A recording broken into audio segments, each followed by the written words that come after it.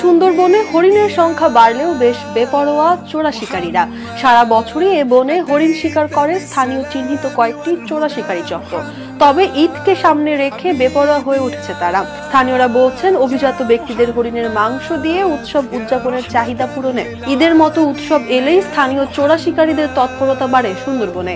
পৃথিবীর সবচেয়ে বড় ম্যানগ্রোভ ফরেস্ট সুন্দরবনের হরিণগুলো মূলত মায়া ও চিত্রা প্রজাতির। এর মধ্যে চিত্রা হরিণের সংখ্যাই বেশি। 2023 সালের ডিসেম্বরের international union for the conservation of nature IUCN জরিপের তথ্য মতে বর্তমানে সুন্দরবনে 1,36,604টি হরিণ রয়েছে।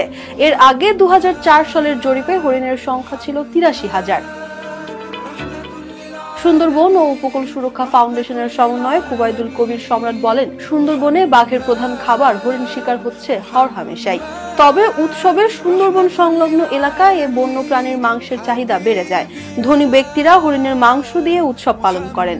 এ সময় বেপরোয়া হয়ে ওঠে স্থানীয় চিহ্নিত কয়েকটি চোরা শিকারী চক্র। বন বিভাগ ও পুলিশ বলছে, আইন শৃঙ্খলা রক্ষাকারী বাহিনীর বিভিন্ন অভিযানে আটক হরিণ শিকারীদের দেয়া তথ্যে দেখা গেছে বনের পাশে যাদের বাড়ি তারাই বেশি হরিণ শিকারের সঙ্গে যুক্ত। বিশেষ করে খুলনার কয়রা, দাকোপ ও পাইকগাছা, সাতক্ষীরার শ্যামনগর এবং বাগেরহাটের মোংলা ও শরণখোলার মানুষ বেশি হরিণ শিকার করে। এসব উপজেলার গ্রামগুলোয় বসবাসকারীদের বেশিরভাগই শ্রমজীবী মানুষ। তাদের প্রতিটি পরিবারের কেউ না কেউ সুন্দরবন কেন্দ্রিক কাজের সঙ্গে সম্পৃক্ত। বন বিভাগ ও পুলিশ সূত্রে জানা যায়, চলতি অর্থ বছরে এ পর্যন্ত সুন্দরবন থেকে 757 কেজি হরিণের মাংস জব্দ করা হয়েছে। মামলা হয়েছে 36টি। আসামি করা হয়েছে 84 জনকে। 2023-24 অর্থ বছরে 514 কেজি ও 2022-23 অর্থ বছরে 523 কেজি হরিণের মাংস জব্দ করা হয়েছিল। সুন্দরবন ও উপকূল সুরক্ষায় কর্মরত স্বেচ্ছাসেবী সংগঠন সুন্দরবন ও উপকূল সুরক্ষা ফাউন্ডেশনের তথ্য বলছে, যে পরিমাণ হরিণের মাংস ও চামড়া জব্দ হয় তার থেকে কয়েক গুণ বেশি পরিমাণ হরিণ শিকার করা হয়। মাঝে মধ্যে দুই একটি অভিযানে হরিণের মাংস, চামড়া, মাথা উদ্ধার হলেও মূল চোরা শিকারী ও পাচারকারী আটক হয় না।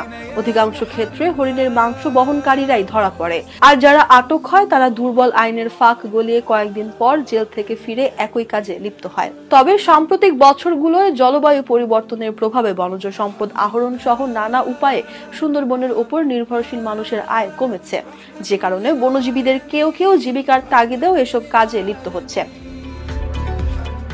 নাম প্রকাশে অনিচ্ছুক সুন্দরবন সংলগ্ন এলাকার কয়েকজন বাসিন্দা জানান, পেশাদার শিকারীরা গোপনে সুন্দরবনে ঢুকে নাইলনের দড়ির ফাঁদ পেতে রাখে।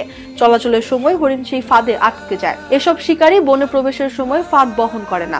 জেলের ছদ্মবেশে তারা মাছ ধরার জালের সঙ্গে দড়ি নিয়ে বনে যায়। বনের ভেতরে বসে সেই দড়ি দিয়ে হরিণ ধরার ফাঁদ তৈরি করে। তারপর হরিণের যাতায়াতের পথে ফাঁদ পেতে রাখে। সেই ফাঁদে হরিণ আটকা পড়লে বনের ভেতর মাংস কেটে লোকালয়ে এনে বিক্রি করে। আর চামড়া, মাথা, শিং সহ অঙ্গ প্রত্যঙ্গ স্থানীয় পদ্ধতিতে সংরক্ষণ করে পাচার করা হয়। এগুলো শৌখিন ব্যক্তিরা সংগ্রহ করে ড্রয়িং রুম সাজান। শিকার শেষে ফিরে যাওয়ার সময় ফাঁদগুলো বস্তায় ভরে জঙ্গলের ভেতর মাটি খুঁড়ে পুঁতে রাখা হয়। সময় সুযোগ পেলে তারা আবার শিকারে আসে। এসব শিকারীর সঙ্গে যোগাযোগ থাকে এজেন্ট ব্যবসায়ীদের। এই এজেন্টদের মাধ্যমে কখনো অগ্রিম অর্ডার, আবার কখনো মাংস এনে তারপর বিক্রি করা হয়। এ চক্রের মাধ্যমে দেশের বিভিন্ন স্থানে পৌঁছে যায় হরিণের মাংস। সুন্দরবন সংলগ্ন এলাকায় প্রতি কেজি হরিণের মাংস 500 থেকে 600 টাকায় পাওয়া যায়। তবে জেলা শহরে প্রতি কেজি হরিণের মাংসের দাম 1000 থেকে 2000 টাকা পর্যন্ত। আর আস্ত একটি জীবিত হরিণের দাম চাওয়া হয় 15 থেকে 20,000 টাকা। সুন্দরবন পশ্চিম বিভাগের বিভাগীয় বন কর্মকর্তা AZM হাসানুর রহমান জানান, ঈদ উপলক্ষে এক শ্রেণীর অসাধু লোক সুন্দরবনের সম্পদ লুণ্ঠন করার চেষ্টা চালায়। এ সময় চোরা হরিণ শিকারীরাও বেপরোয়া হয়ে ওঠে।